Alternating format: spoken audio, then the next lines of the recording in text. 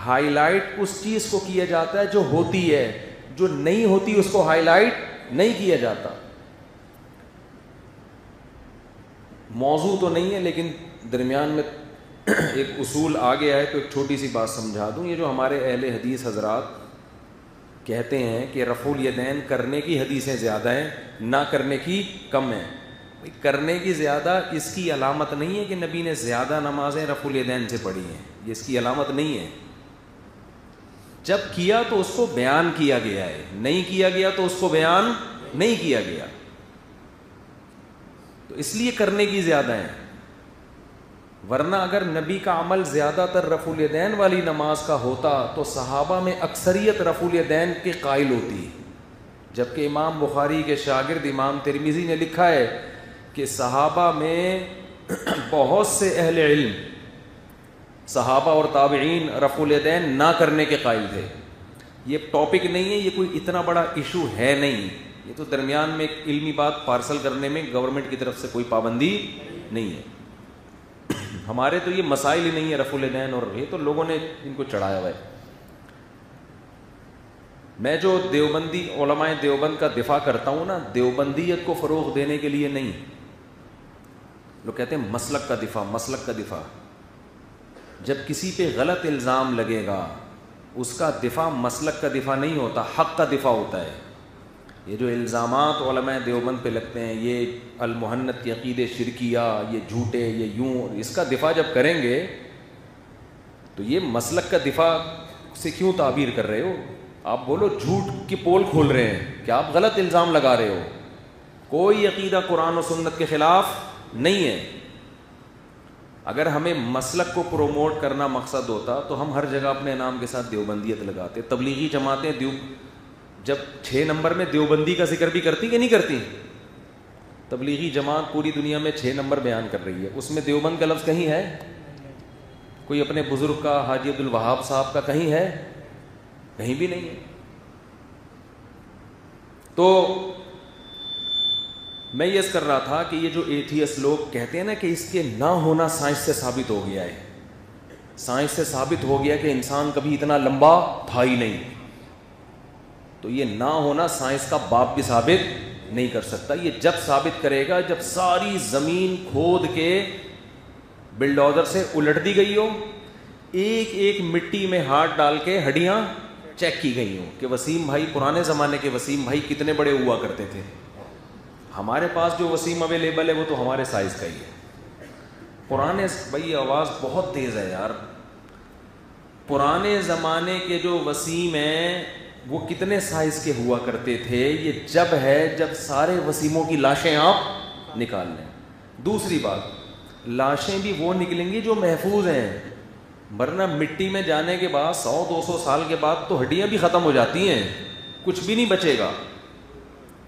تو اس لیے یہ جو سائنسدان بن کے ملحدین بار بار کہہ رہے ہوتے ہیں نا کہ اس کا کوئی ثبوت نہیں ہے کہ اتنے لمبے لمبے لوگ تھے، او بھائی اس پہ ثبوت کی ضرورت ہے ہی نہیں.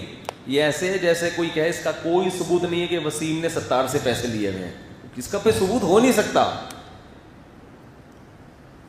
نہیں، وسیم نے 70 سے پیسے نہیں لیے ہوئے ہیں، اس کا ثبوت ہو نہیں سکتا.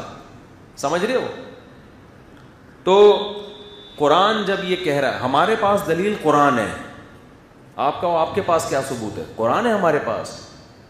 جب ایک چیز کی صداقت دلائل سے ثابت ہو گئی ہے، جب آپ دلائل سے ثابت، بس صحیح ہو گیا بالکل، دلائل سے جب ثابت ہو جائے کہ فلاں آدمی ثقہ ہے. دیکھو کچھ چیزیں ایسی ہوتی ہیں جو عقل کہتی ہے کہ وہ غلط نہیں ہو سکتی.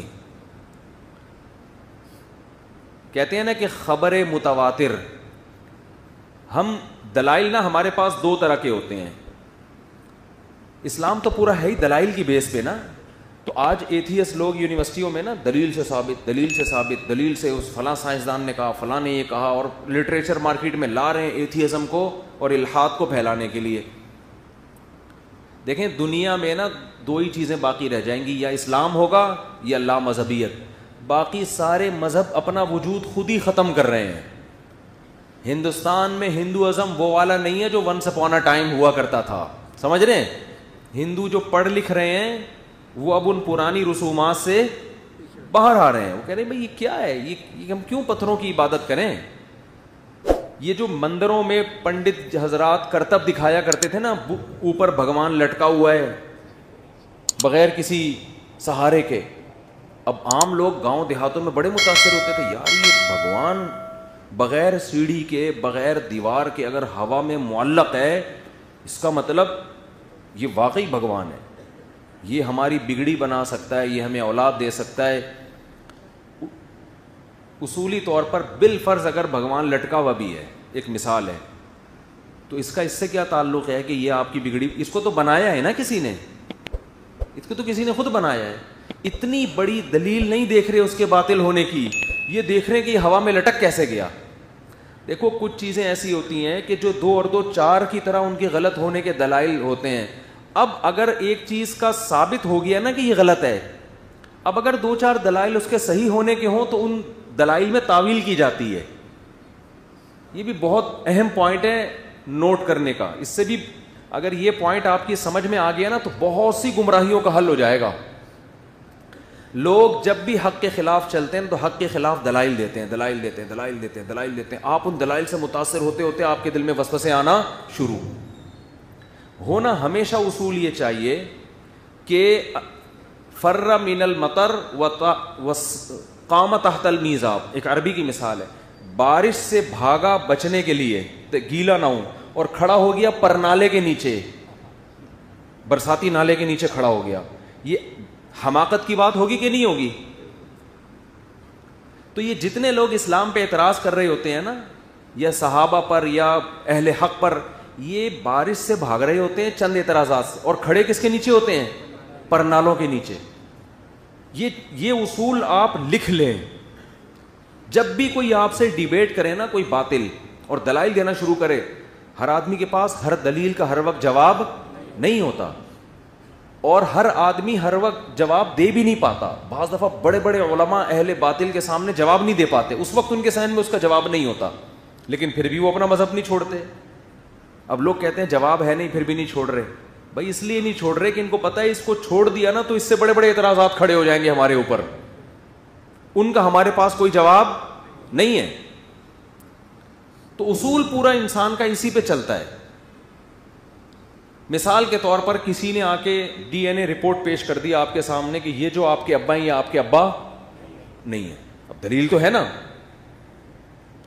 اب آپ فوراً تھوڑی مان لو گے, آپ کہو گے یار اس رپورٹ کو صحیح قرار دینے میں مجھے اپنی تہجد گزار ماں کو بھی جھوٹا قرار دینا پڑے گا, ہے بھائی, مجھے اپنے باپ کو بھی جھوٹا قرار دینا پڑے گا, مجھے اپنے خاندان کو بھی. اتنی بڑی یعنی پیچیدگیاں اس کے پیچھے کھڑی ہو رہی ہیں, جبکہ آپ جانتے ہو اپنے والد کو بھی, اپنی والدہ کو بھی, اپنے خاندان کو بھی, اپنے رشتہ داروں کو بھی شروع سے شریف مشہور ہیں, تو آپ اس رپورٹ کو کیا کرو گے؟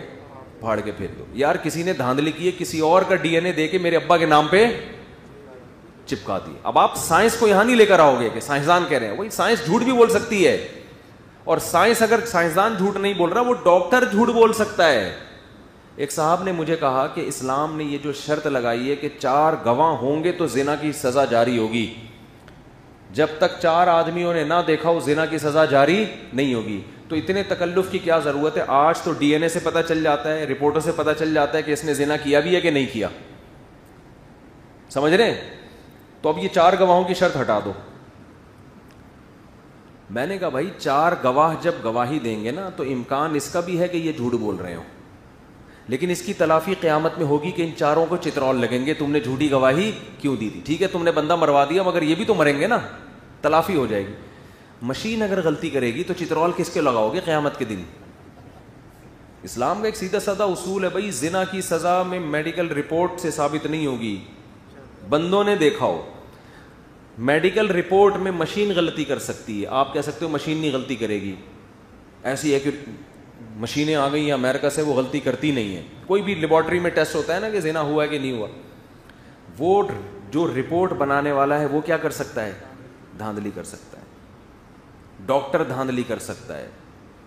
تو وہ ایک پٹے گا جھوٹ بول کے, ایک آدمی پٹے گا, اور اللہ اس کے بدلے میں کتنوں کو پٹوانا چاہ رہے ہیں؟ 4 کو.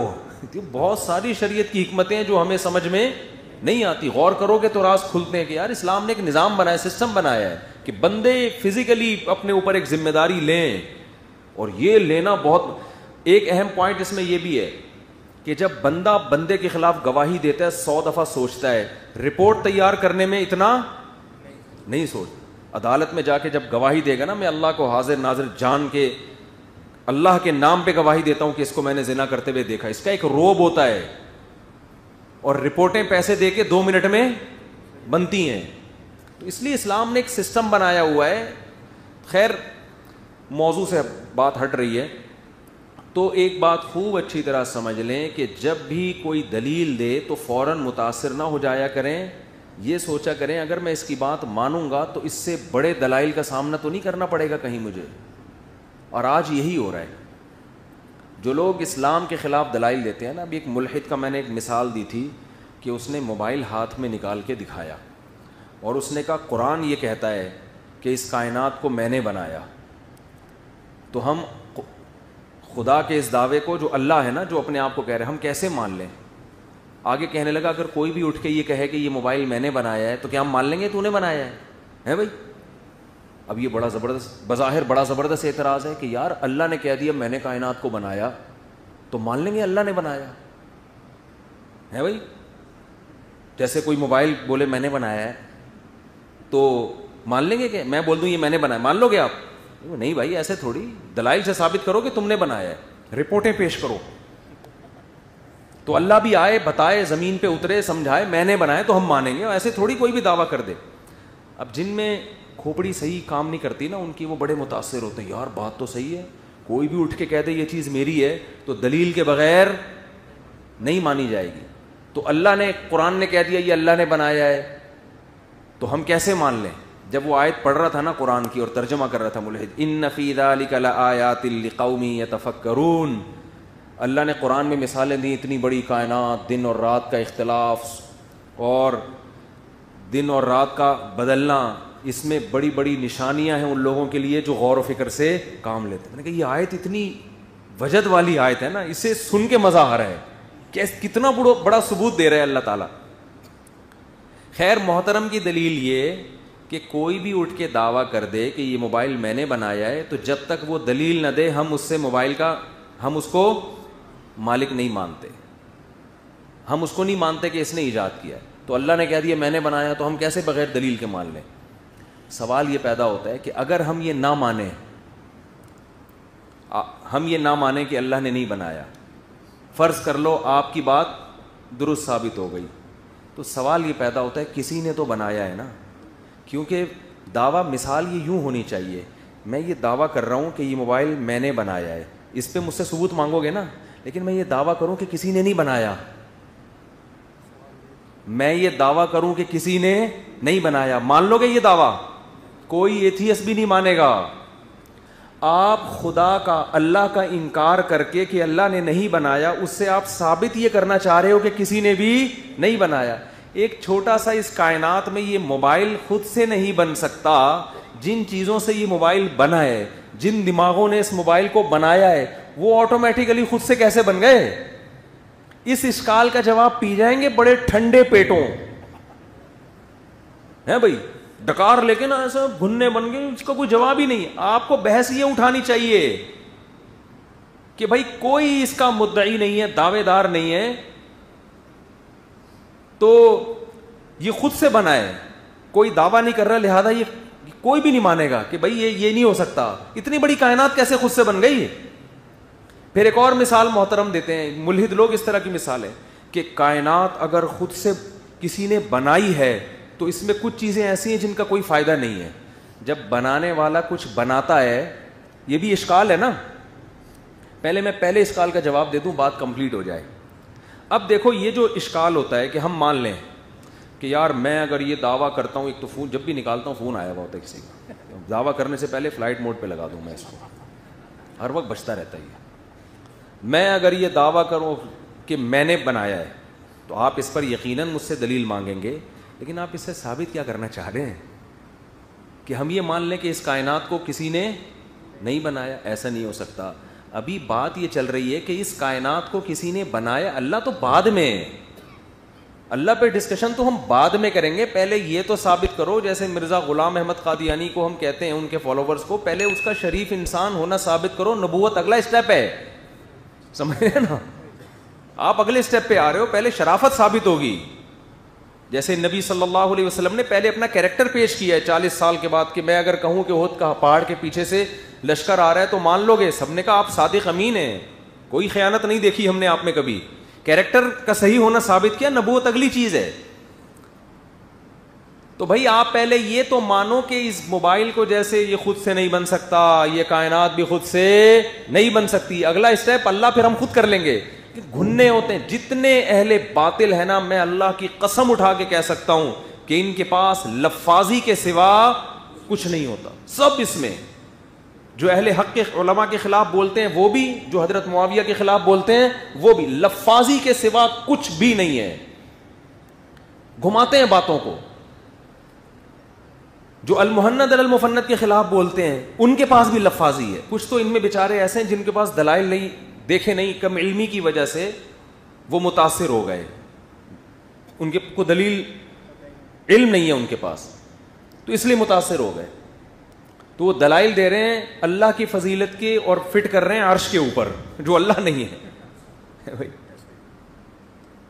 ہم خیر اب یہ عرش والا موضوع پھر کلپ بنا دیتے ہیں لوگ, اس کو تو میں اب ڈیٹیل سے بناؤں گا انشاءاللہ بیٹھ کے.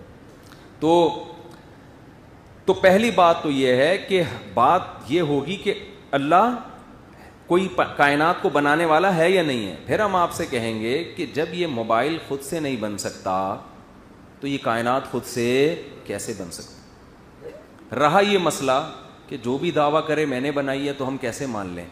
ہم اس لیے مانیں گے کہ جب کوئی مشین بنتی ہے اور کوئی آ کے دعویٰ کرے کہ میں نے بنائی ہے اور اس کو ہم نے دیکھا نہ ہو, تو ہم انتظار کرتے ہیں کوئی دوسرا دعویٰ کرے گا تو ہم دیکھیں گے ان دونوں میں صحیح کون ہے. اگر دوسرا 6 مہینے 6 ارب سال میں بھی دعویٰ نہیں کر رہا, اس کے مزاحم میں آ کے کھڑا نہیں ہو رہا, اس کا مطلب جو مدعی ہے وہ کیا ہے. فقہا نے لکھا ہے کہ اگر کوئی گمشدہ بچہ کہیں مل جائے نا کسی کو, تو کوئی بھی دعویٰ نہیں کر رہا میرا ہے, تو جو آدمی کہے گا نا میرا بیٹا ہے, جب تک اس کے خلاف کوئی اور نہیں آئے گا ہم اسی کو اس کا باپ سمجھیں گے. مزاحمت میں کوئی اور دوسرا نہیں ہے. اصول ہے یہ. بھائی دیکھو مسجد میں گھڑی گھومتی ہے, اعلان ہوتا ہے گھڑی جن صاحب کی آگے لے جائیں, بندہ آیا میری گھڑی ہے, آپ انتظار کرتے ہیں تھوڑا بیٹھو ابھی.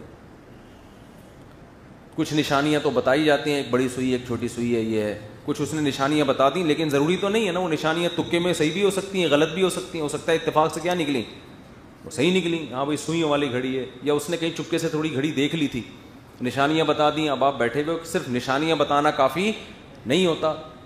ممکن ہے آپ نے وہ گھڑی گھما کے دکھا دی ہو لوگوں کو. اب آپ انتظار کرو گے بھائی جو اصل مالک ہے وہ آ جائے آ جائے آ جائے. نہیں آئے گا تو آپ سمجھو کہ یار جب اعلان سب میں ہوا ہے, گھڑی بھی یہیں گھومی ہے, نمازی بھی ابھی سارے مسجد سے نکلے نہیں ہے, ہم نے احتیاطاً کنڈی بھی لگا دی ہے, تو اب اس کا مطلب یہ سچ کہہ رہا ہے. کیونکہ اگر یہ جھوٹ کہتا تو کوئی تو کھڑا ہوتا نا.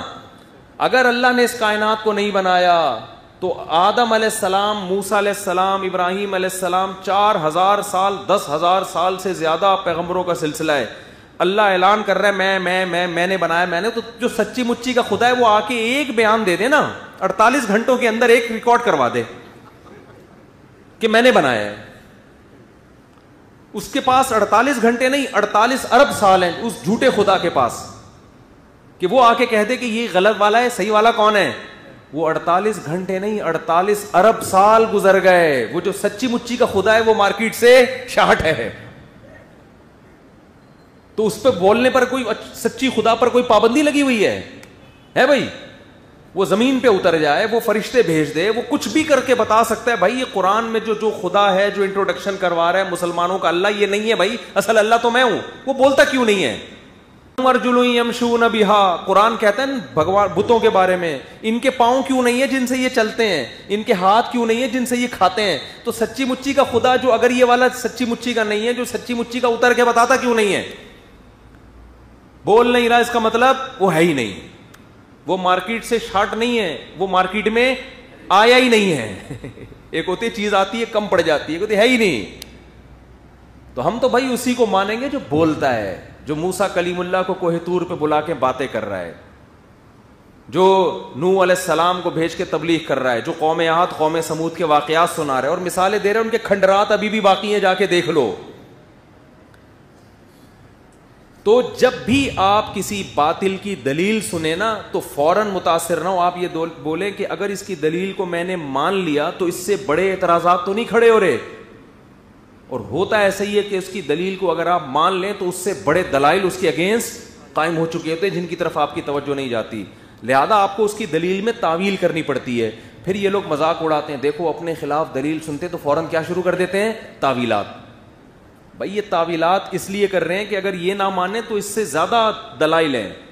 اس میں ایک اور خوب بات چل پڑی ہے, تو میں ایک مثال دے دوں پھر اس طرف آتا ہوں. میں ایک ملحد نے یہ اعتراض کیا کہ اس کائنات میں بہت سی چیزیں ایسی ہیں جن کی کوئی لاجک نہیں ہے, کوئی وجہ نہیں ہے, تو یہ جو بھی اتفاق سے کچھ چیزیں بنتی ہیں بھائی ایسا ہی ہو گئی نا, تو اس میں مینجمنٹ نہیں ہوتی نا, وہ ایسے ہی ہو گئی. وہ تو اگر کسی نے بنائی ہوتی تو ایک چیز بھی بیکار پیدا نہ کی ہوتی. مثال دیے, یہ جو عقل داڑھ ہے,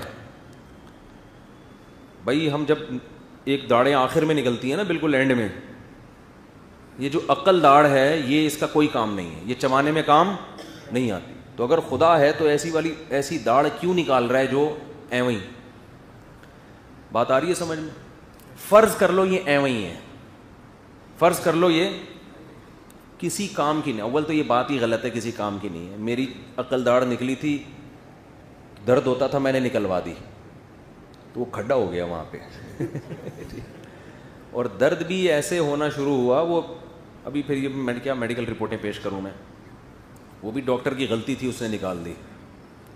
پھر ایک چائنا کا ڈاکٹر تھا, اس سے میں نے رابطہ کیا کیونکہ ڈاکٹر یہاں کا جو تھا نا وہ دوسری بھی داڑھ نکال رہا تھا. اس ڈاکٹر نے اس کو صحیح, الحمدللہ چائنا والے نے صحیح کر دیا اس کو. اس نے کہا وہ داڑھ بھی نکلوا کے آپ نے غلطی کی. اور اس چائنا کا ڈینٹسٹ تھا, اس نے مجھے کہا کہ یہ عقل داڑھ اتنی اہم ہے, یہ بڑھاپے میں یہی رہ جاتی ہے ٹھیک ہے نا, باقی ساری داڑھیں شارٹ ہو جاتی ہیں, یہ بڑھاپے میں کام آتی ہے.